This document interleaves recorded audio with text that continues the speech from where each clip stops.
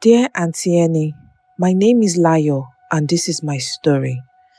I stare at the mirror every morning, the same mirror that once made me cringe, forcing me to look away from the reflection that I was taught to despise. But now it's different. At least I thought it would be. After all, I paid thousands of dollars to sculpt this body, perfect this nose, and create the version of myself I thought the world wanted to see. But here I am, 2 years after the surgeries, sitting in front of this same mirror, more lost than before. The truth, I am not happy, and I am terrified to admit it to anyone because no one would believe me. But you're perfect, they say. I was already slim, already pretty by most standards. So why couldn't I hold on to a man? No matter how hard I tried, men slipped away from me like sand through my fingers. I wasn't enough, never enough. Maybe there was something wrong with me, something broken that I couldn't fix. It started with the whispers. My friends, the ones I thought were my friends, would drop hints at brunches and girls' nights. You know, if you got a little more curve, you'd be irresistible, they would say with a wink. And your nose is cute, but imagine how much attention you would get if they were just smaller. I pretended to laugh it off at first, but the seed was already planted. I remember the day I booked the surgery like it was yesterday. My heart pounded in my chest, a mixture of excitement and fear. Two of my closest friends, Khadija and Chichi, were with me, encouraging me to go through with it. That's what men are after now. You'll be unstoppable, Khadija had said, her words dripping with confidence. The BBL surgery came first. I wanted that perfect, exaggerated hourglass figure that dominated Instagram. Then came the nose job. Subtle but effective, I thought. After the surgeries, I was elated. The doctor had done an incredible job. I could feel people staring at me in the street, and for once, I loved it. I posted pictures on the social media, and my DMs exploded with compliments, invitations, and flirtations. It was intoxicating, the kind of attention I craved my whole life. But as the months passed, that eye began to wear off. Men flocked to see me but never stayed. There was always something that pulled them away, a lack of connection, a sudden coldness, or just outright ghosting. It didn't make sense. I had done everything society told me I needed to do to be desirable. Why wasn't it enough? I went through phases, trying different tactics to make them stay. First, I was the submissive girlfriend, bending to their every whim, losing myself in the process. When that didn't work, I flipped the script and became a bad bitch, pretending I didn't care and would walk away at any moment. But that only pushed them further away. No matter how I played it, no matter how perfectly sculpted my body, something was missing.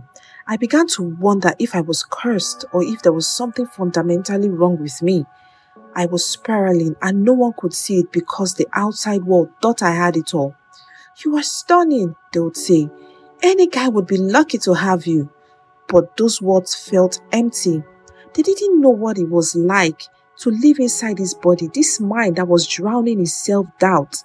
The worst part was the shame.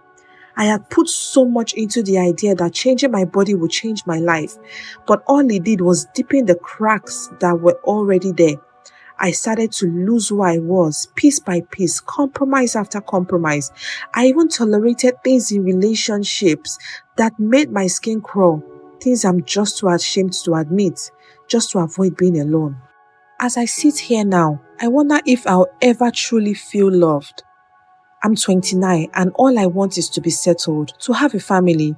But how can I find that when all I attract are men who see me as nothing more than an image, a prize to be won and then discarded?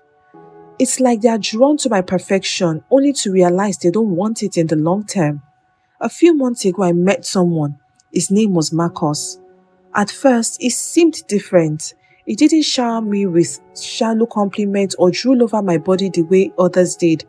He asked about my interests, my passions. For the first time in years, I felt seen, truly seen. We spent hours talking, and for a moment I thought maybe, just maybe, I'd found someone who cared about the real me. But then, as always, it happened.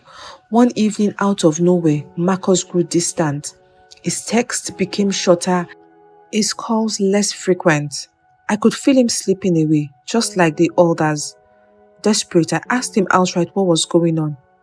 "I'm sorry," he said quietly, avoiding eye contact. "It's just, you're beautiful, but I feel like you don't know who you are. It's like you're always trying to be something for someone else." His words hit me like a punch to the gut.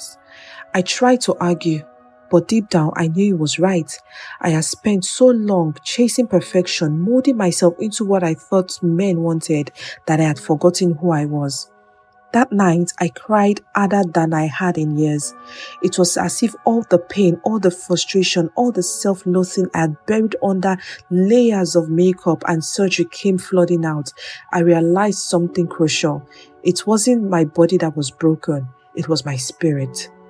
A week after Marcus ended things, I found out the reason why he left.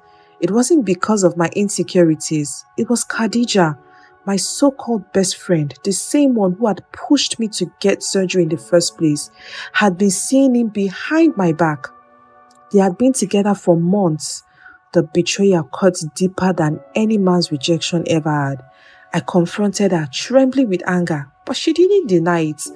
"Oh, come on," Khadija scoffed. "You didn't think he was really into you, did you? I mean, look at you. You are just a walking Instagram filter. Guys don't want that. They want the real thing." Her words crushed me. The surgery, the pain, the emotional torment, it had all been for nothing. I had allowed myself to be manipulated, not just by society's standard, but by the very people I thought were my friends. For the first time, I began to see the truth. I had spent years trying to fix something that wasn't broken. The surgeries, the persona, the desperate attempt to be loved, they were all symptoms of a deeper issue. I didn't need to change my body to be worthy of love. I needed to change how I saw myself. It wasn't easy. Healing never is. But I've started to take back control of my life. I have cut ties with Khadija and Chichi. I have stopped obsessing over my reflection and started working on the things that truly matter: my happiness, my sense of self-worth. I still want love. I still want to settle down one day. But I have realized that no man, no surgery, no amount of external validation can fill the void inside me. That's something only I can do.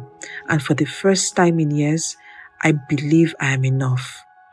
My audience, I'm glad that Layo discovered that self-worth doesn't come from others, and the fastest way to lose your identity is to chase external validation through attention and artificial procedures like surgery. When we lose ourselves, we need to heal and reclaim our identity. Finally, I pray that every enemy posing as friends be exposed in Jesus' name. Thank you for watching. Let me know what you think of Layo's story in the comment section. We'll meet again in the next video. Stay kind and be blessed.